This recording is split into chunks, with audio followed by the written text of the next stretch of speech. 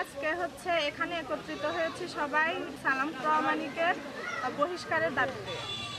সালাম প্রামাণিক এলাকায় চাঁদাবাজি করছে, গোলাবাজি করছে, আমাদের বাসায় সরাসরি এসে সে গুলি করেছে, বোমা মেরেছে। সন্ত্রাস মুক্ত চাই, এলাকায় মাদক মুক্ত চাই, সন্ত্রাস মুক্ত চাই। আমরা প্রশাসনিকভাবে চাচ্ছি যে সালামের স্থায়ীভাবে। যিনি ওই দিন সন্ত্রাসী আক্রমণে আহত হয়েছিলেন, আমি তার সন্তান, তার বড় ছেলে আমি। আসলে এটা আমি বাংলাদেশ জাতীয়বাদী দল বিএনপির প্রতি আস্থা ও সম্মান রেখে আমি কথাগুলো আজকে বলতেছি। বিশেষ করে শহীদ জিয়া রাষ্ট্রপতি গড়া দল, এই দলে কোনো সন্ত্রাসী ঠাঁই হবে না ইনশাল্লাহ। কেন আজকের এই মানববন্ধন প্রতিবাদ শুধু সন্ত্রাসকে আজকের একদিনের জন্য শেষ করার জন্য নয়, এটা চিরদিনের জন্য শেষ করার জন্য। এই ইউনিয়নবাসীর, এই গ্রামবাসীর এই প্রতিবাদ, তারা এই ইউনিয়নবাসী গ্রামবাসীর প্রতিবাদে তারা ঠিকমতো রাতে ঘুমাতে পারে না। রাতে গুলির শব্দ তাদের ঘুম ভেঙে যায়, রাতে বোমার শব্দ তাদের ঘুম ভেঙে যায়। তাদের সন্তানদের স্কুলে পাঠাতে, তাদের সন্তানদেরকে বাইরে পাঠাতে তারা ভয় পায়, নাচে থাকে। রাতে চাঁদাবাজ দখলদারে তারা সবসময় ভয় থাকে। এই সন্ত্রাসীদের অবশ্যই বহিষ্কার চাই। আমি বাংলাদেশ প্রশাসনের প্রতি অবশ্যই সম্মান ও আস্থা রেখে কথা বলবো। এটা আমরা শুধু কিছুদিনের জন্য বহিষ্কার আমরা চাই না, এটা আমরা সারা জীবনের জন্য বহিষ্কার চাই। এটা অবশ্যই আপনার এর প্রতি সম্মান রেখে আপনার আইনমূলক বিচারগুলো করবেন।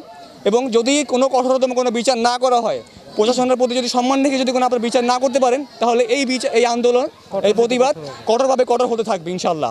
সালাম নেতা এলাকায় অবৈধ কর্মকাণ্ড করছে, অবৈধ অস্ত্র নিয়ে আমাদের বাসায় সেদিন রাতে হামলা চালিয়েছে, গুলি করছে। তিনি মাদক ব্যবসার সাথে জড়িত। তিনি সালিশ বিচার করে অবৈধ টাকা নিচ্ছে, বিএনপির নাম ভাঙিয়ে। আমরা চাই না কোনো নামধারী বিএনপি এই দলে থাকুক, আমরা তার সরাসরি বহিষ্কার চাই।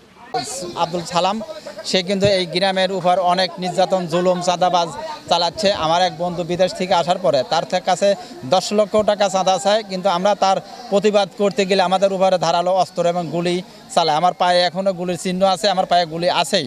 কিন্তু আমরা চাই প্রশাসনের কাছে, প্রশাসন তার কোনো পদক্ষেপ, কোনো গ্রেপ্তার, কোনো কিছুই করতেছে না।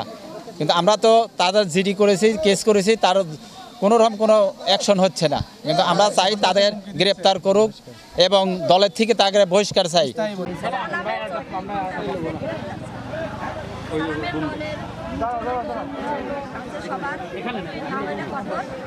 আন্দোলন